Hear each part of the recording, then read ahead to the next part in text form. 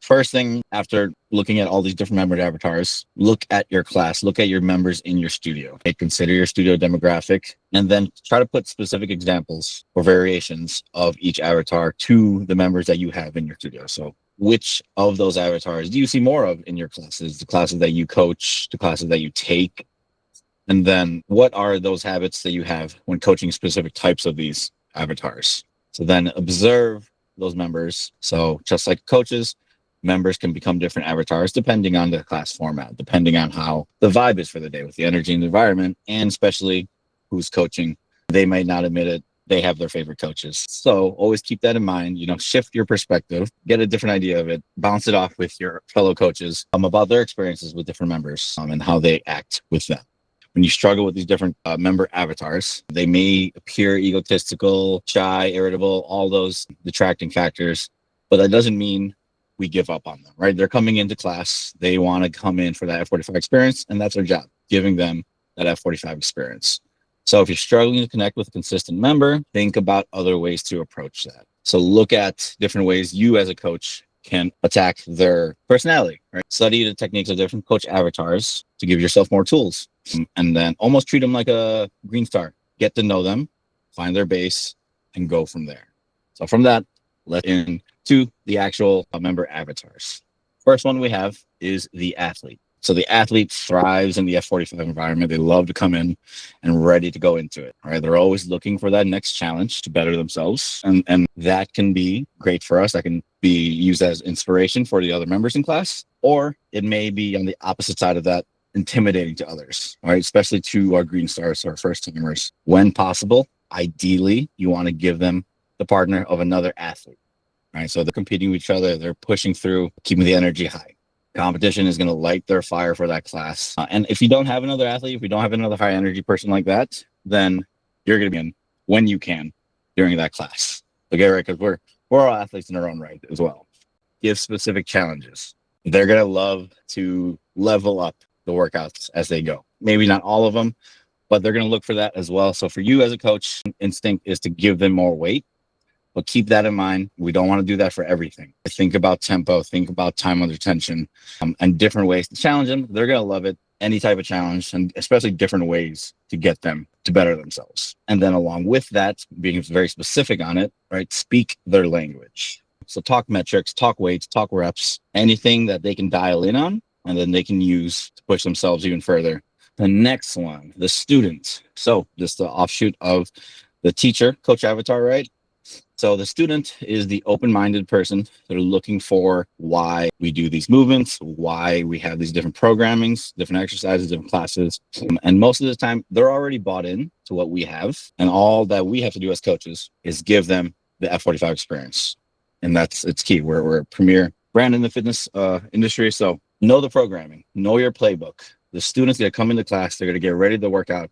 They'll seek you out, make sure you're ready to answer what they have for the class of the day. Prepare your exit strategy. Balance attention across all the members in class, especially if we have those big classes, right? 27, 30, 36. You don't want to get caught up. You can easily get caught up with them talking about different things with as many questions as they can ask. So really be intentional as well. Figure out how to space yourself out. Track their progress. Basically, they're going to take what you give them as homework. So not only will they listen, they're going to practice. They're going to get ready for the next set, the next lap, the next workout next week. So next time that movement comes around, or next time we're in that next class next week, make sure you recognize their attention to detail. Give them that feedback that they're looking for. All right, moving on. The yapper, social butterfly, working out itself may be the second priority to them. They're looking for that social interaction. The yapper can make for a fun environment, but sometimes they can't help themselves to the detriment of working sets during the class. Use them as a tool. You have your green stars, your first timers. They're going to need kind of that energy, that friendly energy. So use that to your benefit, right? With the right balance, they may be your best bet to pair them up with a green star. However, you always got to keep in mind they're talking, right? They're yapping. So if they become distracting, spin it a good way of like, hey, this is the type of community that we have. And then bring that back around to the exercise itself for both of them, or the green star and the yapper. And it's almost like managing them, find the right time to talk with them, socializing before and after class. can kind of fill that need that they have inside without sacrificing the work itself during class, right? They're going to find people to talk to, but try to help them out, help yourself out by interacting to your best judgment. And then if you find them slacking off a little bit, talking a little bit much, make them work for it. Be creative with ways to entice them, with ways to work hard and then socialize as well. All right, ego lifter. Love a lifting day. And they may push others to lift heavy as well, but we want to be able to control that and have them lift smartly. The biggest thing when dealing with these ego lifters is that most of the time they don't know they're the ego lifter. So we got to keep that in mind when navigating these conversations with them. First thing, right, most of the time, lifting heavy will outweigh proper form for them. So look to improve their technique, get the proper weights back on the table for them, for telling them, hey, gauge that core, push those hips back. They're going to get in that and like, oh, I can't do that with this weight. They're going to drop it down so we can dial in that technique. Leading into that next point, use those teaching moments. You don't want to go up to them and say immediately, you're doing it wrong. Stop everything you're doing. We don't want to boost their ego with lifting heavy weight. We don't want to cheer them on when any moment it looks like they can break their back, but we also don't want to tear them down. So find that middle ground, use our knowledge as coaches, get them back to that proper form. Then the last one, all in all, our job in the studio, safety first, right? So your first priority as a coach, keep everyone in class safe, right? Not just the person lifting it, but the people around them as well. Some of our studios are smaller. They can be a little cramped. So definitely be keeping an eye out, be prepared, and you want to be confident in intervening when you need to, especially when dealing with heavyweights. Next one. So we got the lone wolf, no nonsense, ready to work out, waiting for that glass timer to start. So they follow the programming, getting in and out. They're not looking to socialize. So as a coach, they might leave you asking yourself, do I need to coach them at all? Do I need to talk to them at all? A lot of the times they can be introverted. So talk small with them. Some of them may just be quiet. They need time to open up to you, especially if they're new in the studio. If you're a new coach at that studio, they might just need some time. So while they might not need technical coaching in the moment, show them that you're still there, support them in small ways. Doesn't have to be loud, doesn't have to be big or anything like that. Next point, we don't need to be micromanaging them. Hovering over them like that, you may pull them away further from you in that interaction. So coach as you needed to, while still making them feel like they're the ones in control. They're the ones that still have that independence. You really want to just leave them at their own pace with coaching and during those workouts. And lastly, acknowledge their grind. If they don't need help, find those low-key moments. Like I said before, it doesn't have to be loud. You don't need to shout it across the room, but find those low-key moments to show the respect on the progress that they're making in class. Inquire about where they find success with our program because they're bought in, they're coming in, they're doing the work. Get them talking about what they know, making them feel good. Our cardio head, almost think of it like the ego lifter, just in the cardio realm. Happy to get to work. They're there for the Athletica, for red line, ready to go. Sometimes when they come in, that's all the energy we need as coaches, right? They're excited to go on a cardio day, which is a lot of the times the slowest day of the week. But similar to the ego lifter, coaching them involves being the voice of reason. They might not understand the value of intentional pacing and resting, as we have different types of formats, different types of focuses during class. Clock their red zone, right? A lot of them are going to already have a Lionheart, so they'll be up on the TV screens, or they already have an Apple Watch or something like that where they're tracking their heart rate.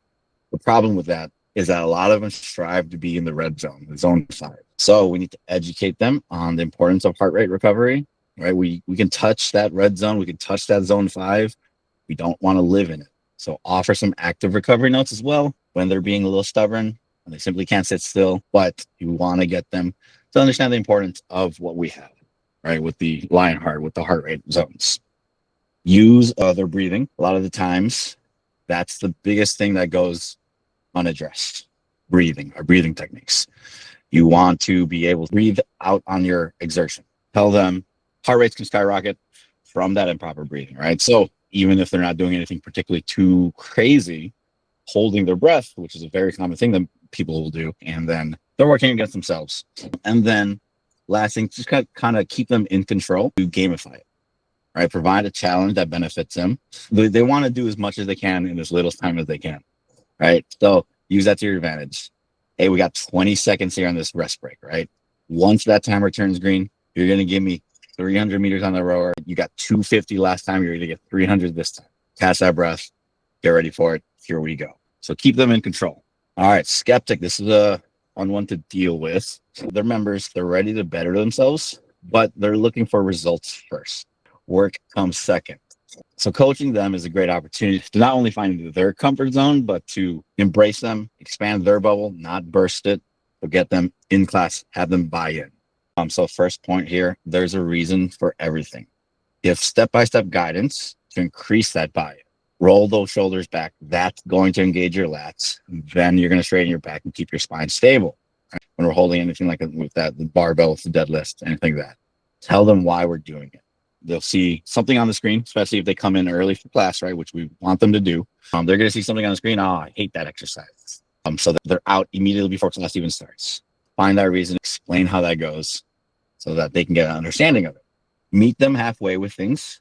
If they're hesitant on your coaching or on whatever cues you're trying to give them, come up with a compromise. For your next set, let's try moving this way and compare how it feels you did on your first set. So meet them halfway. Get them to buy in on some of their own stuff along with yours. Be patient and understanding with them. Sometimes it can feel like they're being annoying, like they're being a nuisance, but see their questions as genuine inquiries rather than disrespect. Acknowledge their question, complaint, whatever they have, and then provide helpful context with them. That's the best, easiest way how we're going to deal with them rather than saying something to shut them out. Shut them down, make them even more unhappy with whatever they see up on the screens. All right, Scrooge seems like they don't want to be there, right? They're the members that walk in the door. They have that frown on their face. They don't look like they want to be there. But like everyone else, they show up for a reason. Most likely that reason doesn't have to do with the gym, right? If the reason that they're frowning is the gym, they wouldn't be coming to the gym. So coaching them takes patience, but a lot of the times it comes with the biggest reward if you're able to get them to crack, get them to smile. They may go to the corner of the back of the room when class is starting. They might isolate themselves. So without forcing it, give them respect, acknowledge them like everyone else. Even if they don't show it, they want to be included. It's going to feel nice for them to feel included and appreciated, just like any other member that we have in our classes. Coach for education. They may not particularly react well to the cheerleader coach. So instead, speak directly to the function of the exercise, push through the heels on this squat. That's going to protect our knees in the long run. That's why we want to do it. Push through the heels, push away from the floor, give them that knowledge and explain rather than just sitting in the back cheering them on when they're just standing there like, what are you doing? And lastly here, build connections with them. And this one isn't going to be one class. This one isn't going to be 1 week, right? It's a process. Build the connections, right? Well, partnering them with a yapper, maybe over time, they're going to start to build a bond with someone else that they can open up with, whether that's a member, whether that's with a coach, you, another coach. It's about these small connections. That's going to be longer term overall as they're going through the classes with them.